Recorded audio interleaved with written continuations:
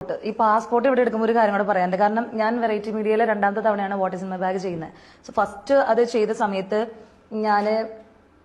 ഞാൻ പറഞ്ഞു, ബാഗിലുണ്ടായ സമയത്ത് പാസ്പോർട്ട് എടുത്തപ്പോൾ പറഞ്ഞു ഞാൻ ദുബായിലേക്ക് കയറിയ സമയത്ത് ഇത് മാത്രമേ ഉണ്ടായിരുന്നുള്ളൂ കയ്യിൽ. അവിടെ നിന്നാണ് ഞാൻ ഇവിടം വരെ എത്തിയെന്ന് പറഞ്ഞപ്പോൾ ഫുൾ ഞങ്ങളൊക്കെ സാധാരണ ഇങ്ങോട്ട് വരുന്ന സമയത്ത് ഈ പാസ്പോർട്ട് മാത്രമൊന്നുമല്ല, ഒരു 500 പേജ് നോട്ട് ബുക്ക് കൊണ്ടുവരും. കാരണം ഇതൊക്കെ എഴുതി വെക്കണം, ഓരോ കാര്യങ്ങൾ എഴുതാനൊക്കെ വേണ്ടിയിട്ട് ആ നോട്ട് ബുക്ക് കൊണ്ടാണ് വരുന്നത്. അതാണ്ട് കാണിച്ചു കൊടുക്കല, അപ്പം അതിൽ ഒപ്പിട്ട് തരില്ല. പിന്നെ പറഞ്ഞു കഴിഞ്ഞാൽ ഈ വരുന്ന സമയത്ത് ഈ പശുവിനെ, ആടിനെ ഇതൊക്കെ എടുത്തുകൊണ്ട് വരും. ഞങ്ങളിവിടെ കൊണ്ടുവന്നിട്ട് താറാവ്, വീട്ടിൽ വളർത്തുന്ന പൂച്ച, ഇത് ഒക്കെ കൊണ്ടുവന്നിരുന്നു.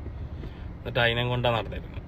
ഇവിടെ വരുമ്പോൾ പാസ്പോർട്ടൊന്നും ഞങ്ങൾക്ക് ഉണ്ടായിരുന്നില്ല. ഞങ്ങൾ കടലിൽ കൂടെ നീന്തി വരെ ചെയ്തിരുന്നു.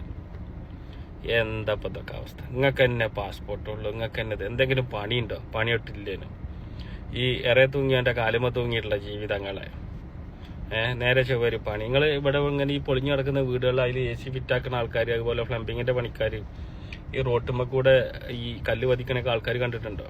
അവരുടെ ചൂടെന്താണെന്നറിയോ? അവരുടെ ജീവിതം എന്താണെന്നറിയോ? അവരെ പൊടി അടിച്ച് ജീവിക്കുന്ന ജീവിതം എന്താണെന്നറിയോ? അതൊന്നും നിങ്ങൾക്ക് അറിയില്ലല്ലോ. നിങ്ങൾ ലക്ഷറി ലൈഫാണ്, നിങ്ങൾക്ക് പണിയൊന്നുമില്ല. ജീവിതം അങ്ങനെയാണ്. നിങ്ങളിങ്ങനെ ഇരുന്ന് എന്താ പറയുക, ഈ മറ്റേ AC ഇട്ട വീടിൻ്റെ ഉള്ളിൽ കറങ്ങുന്ന കസേരയിൽ ഇരുന്നിട്ട് കുത്ത് കൈസ് അവിടെ ഇട്ട് ഇന്ന് ഡബിളാണേ, ഇന്ന് ത്രിബിളാ ഡബിളാ. എന്താ ഈ ഡബിൾ എന്ന് ഇപ്പോഴും ഞങ്ങൾക്ക് മനസ്സിലായിട്ടില്ല. അതിന് നാട്ടുകാരായിരുന്നു ഇങ്ങനെ പിരിച്ചിങ്ങനെ ജീവിക്കുക. അല്ലാതെ വേറെ എന്താ ഇപ്പം നിങ്ങൾക്ക് പണി? വേറെ എന്താ പണി? എന്തെങ്കിലും ഒരു പണി നേരെ ചൊവ്വ കണ്ടിട്ടുണ്ടോ?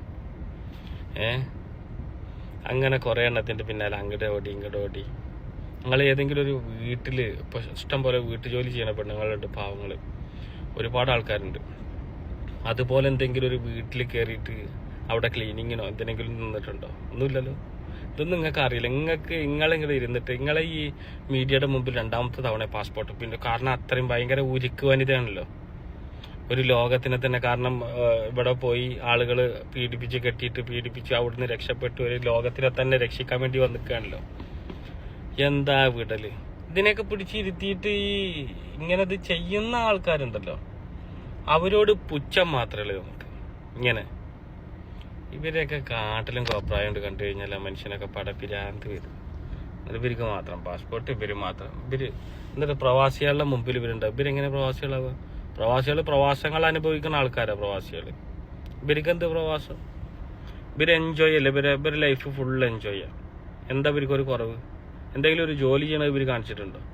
ഒന്ന് കാണിച്ചിട്ടുണ്ട്, ഈ മുട്ട തിന്നിട്ട് ചന്തിമ തേക്കണതും മറ്റവൻ്റെ പിന്നാലെ കുളിച്ച് മറ്റേ ഈ ഷവർ തുറന്നിട്ട് കുളിക്കണതും ഇതൊക്കെ ഗെയിമിൽ തോറ്റാനുള്ള പനിഷ്മെന്റ് ആട്ടോ. അല്ലാതെ വേറെ എന്താ ഇപ്പൊ ഇവർക്കൊരു ലൈഫുള്ള വേറെ എന്താ ഇവർക്കൊരു സങ്കടങ്ങളോ അതുള്ളത്? ഒന്നുമില്ല. വല്ലാത്ത ജീവിതം. നിങ്ങളെയൊക്കെ ജീവിതം മക്കളെ.